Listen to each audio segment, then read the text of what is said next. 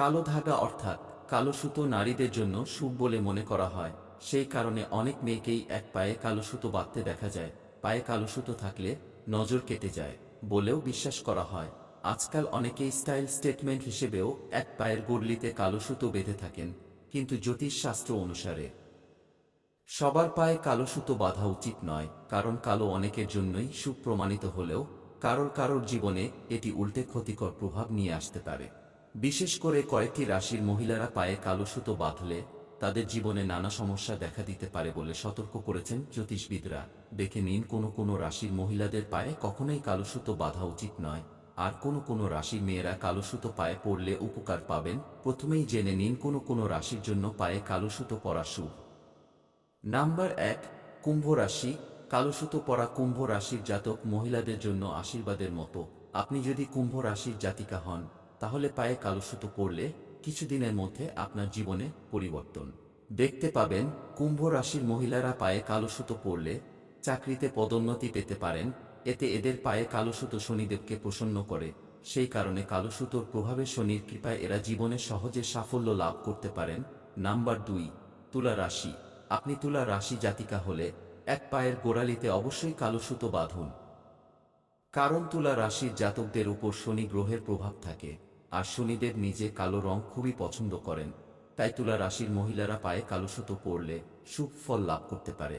পায়ের সঙ্গে হাতেও কালো সুতো বাঁধলে আরও বেশি উপকার পাবেন। কালো সুতো আর্থিক উন্নতিতে সাহায্য করে। নাম্বার 3, মকর রাশি। মকর রাশির গ্রহ অধিপতি হল শনি। শনির সুপ্রভাব হওয়ার জন্য মকর রাশির মহিলাদের পায়ে কালো সুতো বাঁধা খুবই উপকারী বলে জানাচ্ছেন জ্যোতিষবিদরা। কালো সুতোর প্রভাবে মকর রাশির মহিলারা বিভিন্ন দিক দিয়ে সুফল লাভ করবেন। এবার জেনে নিন কোন কোন রাশির জন্য কালো সুতো বাঁধা শুভ নয়। নাম্বার 1, বৃশ্চিক রাশি। বৃশ্চিক রাশির জাতকদের গ্রহ অধিপতি হল মঙ্গল। লাল গ্রহ মঙ্গল কালো রং একদমই পছন্দ করেন না। সেই কারণে বৃশ্চিক রাশির জাতক মহিলাদের পায়ে কালো সুতো না পরাই ভালো। আপনি যদি বৃশ্চিক জাতিকা হন, তাহলে চেষ্টা করুন কালো রং যতটা সম্ভব এড়িয়ে চলতে। বৃশ্চিক রাশির জাতক মহিলারা পায়ে কালো সুতো বাঁধলে মঙ্গল কুপিত হয়। এর ফলে মঙ্গলের অশুভ প্রভাব জীবনের নানা ক্ষতি ও সমস্যার মুখোমুখি হতে হয়। আপনি চাইলে লাল রঙের সুতো বাঁধতে পারেন।